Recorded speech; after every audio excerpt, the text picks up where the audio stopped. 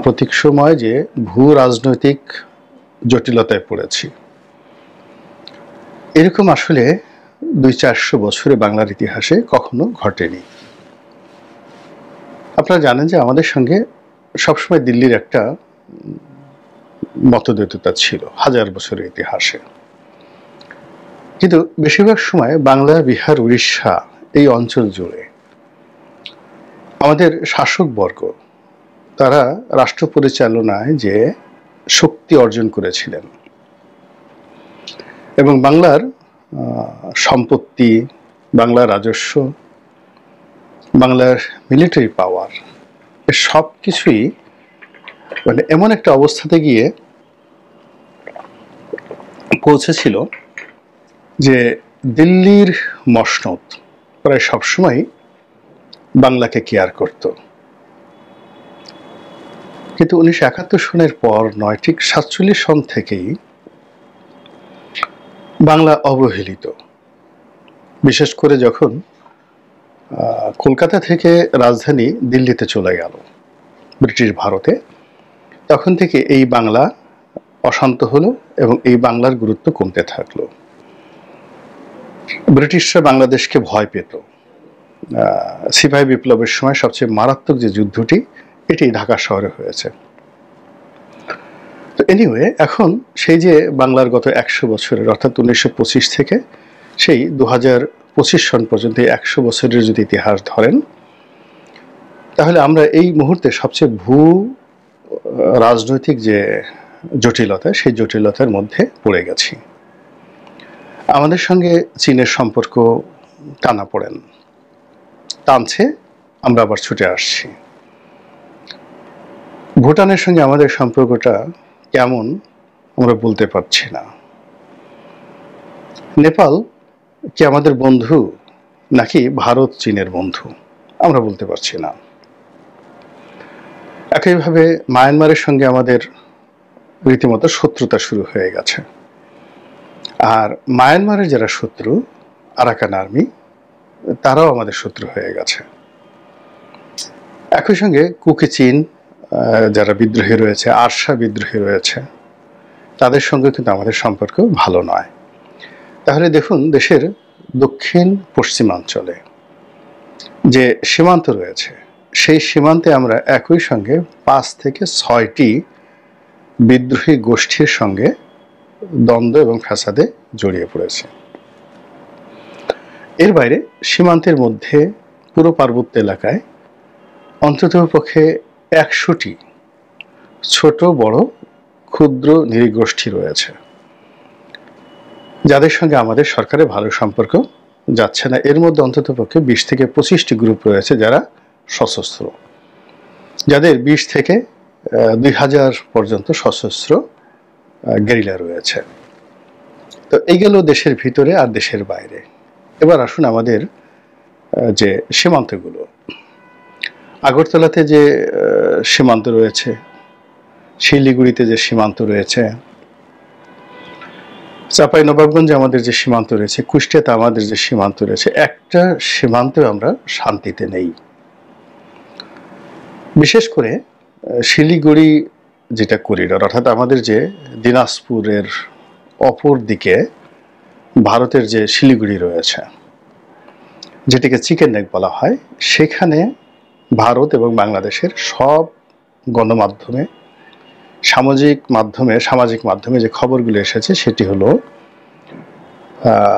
সেখানে ভারত বিশাল সামরিক সমাবেশ ঘটিয়েছে। অস্ত্র, গোলা বারুদ, দূরপাল্লার কামান, এমনকি রাফায়েল যে যুদ্ধ বিমান, সেটাও নাকি তারা সেখানে সমাবেশ করেছে বাংলাদেশের সঙ্গে যে কোনো একটা বিরূপ পরিস্থিতি মোকাবেলা করার জন্য। আমরা এই মুহূর্তে ভারতের সঙ্গে আসলে যুদ্ধ করার মতো অবস্থাতে নেই। স্থল যুদ্ধে হয়তো আমরা টিকে থাকতে পারবো বেশ কয়েকদিন, কিন্তু বিমান বাহিনী কিংবা নৌবাহিনীর সঙ্গে ভারতের সাথে যুদ্ধ করার ন্যূনতম সামর্থ্য আমাদের নেই। ফলে ভারতের এই যে রণকৌশল কিংবা এই যে হম্বিতম্বি, এটি কেবলই মাত্র বাংলাদেশ নয়, বাংলাদেশের উপরে যে রাহু ভর করেছে, চীনের রাহু ভর করেছে, আমেরিকার রাহু ভর করেছে, ইউরোপীয় ইউনিয়নের রাহু ভর করেছে, এবং সেই রাহুগুলো বাংলাদেশের প্রতিটি পরতে পরতে তাদের নিজেদের স্বার্থ, ইস্ট ইন্ডিয়া কোম্পানির মতো নীলকুঠি স্থাপন করে যেভাবে বাংলার রস তারা আস্বাদন করার চেষ্টা করছে, ওটার বিরুদ্ধেই ভারতের এই শূন্য সমাবেশ, এতে কোনো সন্দেহ নেই। এখন আমরা এই বিষয়গুলো কিভাবে সমাধান করব? ভারতের সঙ্গে কূটনৈতিক সম্পর্ক বলতে গেলে শুধু তলানি নয়, এটা একটি দাকুমরা সাপে নেউলের সম্পর্ক হয়ে গেছে। এই খারাপ সম্পর্কে সরকার টু সরকার বাতাস দিচ্ছে, এই খারাপ সম্পর্কে বাতাস দিচ্ছে ভারতের পত্রপত্রিকা, মিডিয়া এবং আমাদের দেশের কিছু মিডিয়া। ভারতের উগ্রবাদী জনগণ, আমাদের দেশেরও কিছু উগ্রবাদী জনগণ এই সম্পর্কটিকে একেবারে অহিনকুল দাকুমরা সম্পর্কে পরিণত করেছে। ফলে ভারতের সাথে এই সম্পর্কটি রাতারাতি উন্নয়নের দিকে না গিয়ে বরং সংঘাতের দিকে যাবে, এবং সেই সংঘাত এখন আলটিমেটলি শুরু হয়ে গেছে অর্থনৈতিক ক্ষেত্রে, সীমান্তে দ্বিপাক্ষিক সম্পর্কের ক্ষেত্রে, এবং আগামীতে এটি সামরিক বিরোধে রূপ নিতে পারে। এই গেল একটা পার্ট। দ্বিতীয় একটা পার্ট হলো যে এই যে ভারতের সঙ্গে মায়ানমারের সঙ্গে কিংবা পার্বত্য অঞ্চলে আমাদের যে অশান্ত অবস্থা যাচ্ছে, কিংবা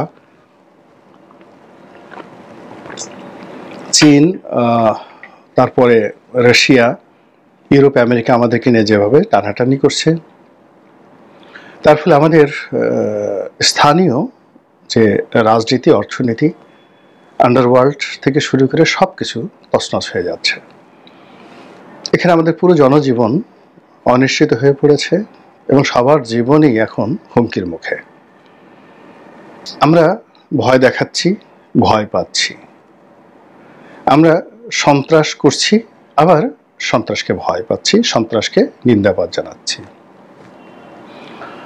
আমরা নাটক করছি, যার যার অবস্থানে আমরা নাটক করছি, নিজেদের প্রতি জুলুম করছি এবং প্রতিপক্ষের প্রতি জুলুম করছি।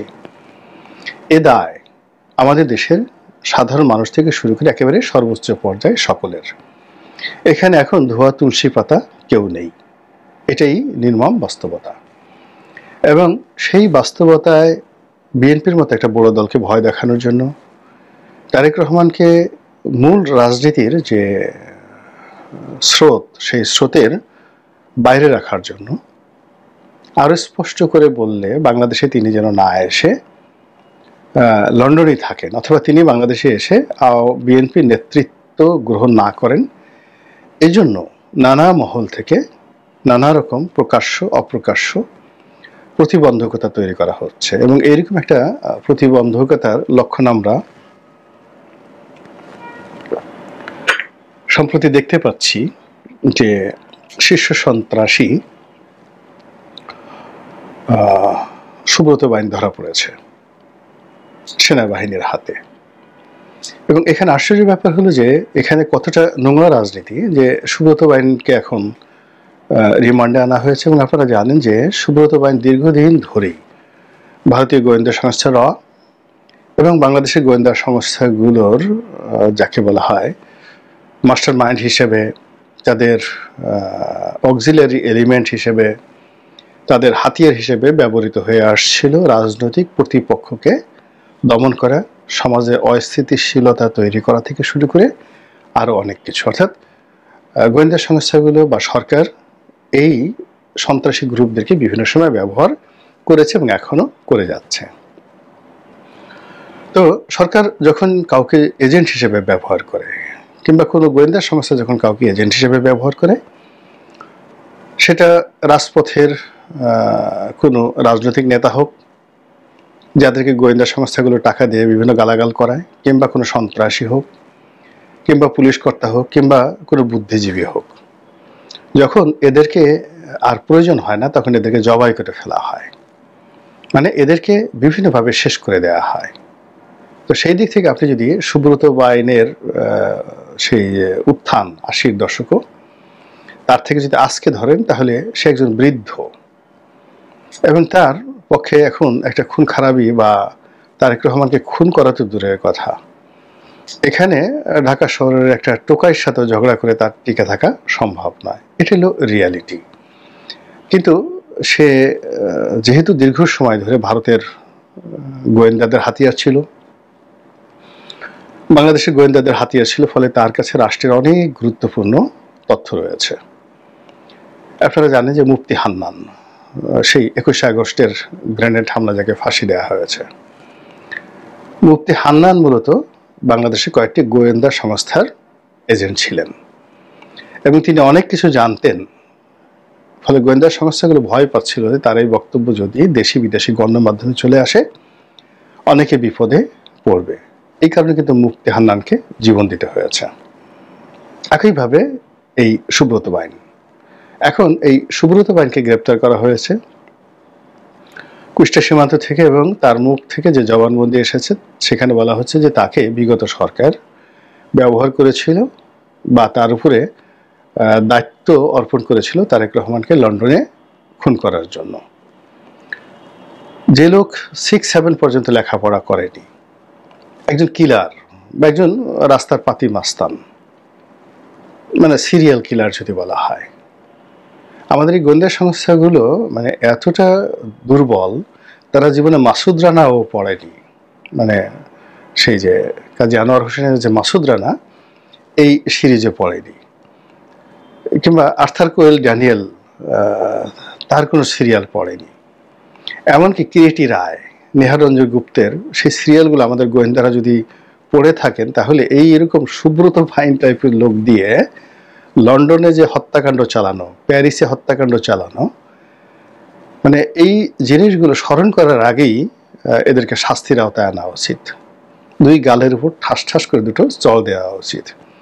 যে এরা বাংলাদেশে যেখানে একটা মানে নিউ মার্কেটের মাছের দোকানে ঢুকে একটা মানে মাছ বিক্রেতাকে নিরাপদে নিশ্চিন্তে খুন করে সরকারের উপকার করতে পারে না, সেখানে লন্ডনের মতো একটা মেগা সিটি যেখানে সুব্রত বাইন জীবনে যায়নি, যেখানে এয়ারপোর্টে পাড়া দেওয়ার সঙ্গে সঙ্গে এআই থেকে শুরু করে সমস্ত রোবোটিক সিস্টেম একটা মানুষকে রিড করে ফেলে, এবং যেখানে রাস্তাঘাট থেকে শুরু করে পাবলিক প্লেসে অসংখ্য মাইক্রোচিপ সেট আপ করে রাখা আছে, যেখানে আপনি পাড়া দেওয়ার সঙ্গে সঙ্গে আপনার মস্তিষ্ক থেকে শুরু করে হৃদয় মন সব রিড করে ফেলতে পারে। ফলে তারেক রহমান সাহেব শুক্রবারে মসজিদে নামাজ পড়তে যাবেন আর ওই রাস্তা দিকে মানে খুনিরা তাকে খুন করার জন্য পিস্তল নিয়ে ঘুরে বেড়াবে, এটা গাবতলী হাটে সম্ভব, এটি ইউরোপ আমেরিকাতে সম্ভব নয়। কাজে এই যে গল্প, মানে তারেক রহমানকে খুন করে ফেলবে, তারেক রহমানকে ভয় দেখানো, মানে এইটা একটা ছেলের হাতের মোয়ার মতো, সেরকম একটা গল্পের মতো একটা গল্প তৈরি করেছে। এই গল্প শুধু দুর্বল নয়, এটি শিশু সুলভও নয়। এটা যদি আপনি কোনো গরুকে মানে আপনি শোনান, কোনো ছাগলকে এই ধরনের গল্প শোনান, গরু ছাগল রীতিমতো বমি করে দেবে। এই বর্তমান জমানাতে গরু ছাগলের অনেক বুদ্ধি আছে। তো যাই হোক, এরকম সুব্রত বাইনকে গ্রেপ্তার করে তার মাধ্যমে তারেক রহমানকে খুন করা হবে, এই যে গল্প, এখন সেই গল্প মানে কি বলবো, আর বলার দরকার নেই। এটি তারেক রহমানও ভয় পাবেন না, বিএনপিও ভয় পাবেন না, আর এতে কোনো উপকার হবে না। বরং এই ধরনের গল্প যারা মানে তৈরি করেন তাদের মন মস্তিষ্ক, তাদের অসুস্থতা, তাদের মানসিক বৈকল্য সম্পর্কে আপনি আমরা একটা তামার পথে লিখে দিতে পারি যে এইগুলো রাষ্ট্রের জন্য তারা যেখানে যেখানে আছে একটা আপদ, বিপদ, বালা মুসিবত। এই গেল এক। 2 নম্বর হলো যে এই ঘটনার সাথে যদি দেশি বিদেশি গোয়েন্দা সংস্থা জড়িত থাকে, আপনি জানেন যে নির্বোধ এমন একটা প্রাণী, আপনি ইবলিসকে ভয় না পেলেও নির্বোধকে ভয় পেতে হবে। এই কারণ হলো নির্বোধ আপনাকে উপকার করতে গিয়ে আপনার সর্বনাশ করে ফেলবে, আপনাকে ভালোবাসতে গিয়ে আপনাকে কামড় দিয়ে বসবে, আপনাকে আলিঙ্গন করতে গিয়ে আপনাকে মেরে ফেলবে। এই হলো নির্বোধের সাধারণ বৈশিষ্ট্য। এবং নির্বোধ সম্পর্কে বলা হয় দ্য স্টুপিড অ্যান্ড ননসেন্স, যে যেখানে শয়তান যেতে সাহস পায় না, দ্য ক্রিটিক্যাল ট্রায়াঙ্গেল। তো সেখানে একজন বেকুব অনায়াসে চলে যায়। তো এরকম বেকুবের পাল্লায় যদি রাষ্ট্র থাকে, এরকম বেকুবের পাল্লায় যদি দেশের স্পর্শকাতর প্রতিষ্ঠানগুলো থাকে, তাহলে এই বেকুবদের কারণে সবচেয়ে বেশি বিপদে পড়বেন বর্তমান সরকারে যারা কর্তা ব্যক্তি রয়েছেন, ডক্টর মোহাম্মদ ইউনূস এবং তার সঙ্গী সাথীরা। আল্লাহ তাদেরকে হেফাজত করুন ও রহম করুন, এবং আমাদের এই জাতি গোষ্ঠীকে অন্তত দেশ চালানোর জন্য যতটুকু মেধা দরকার, যোগ্যতা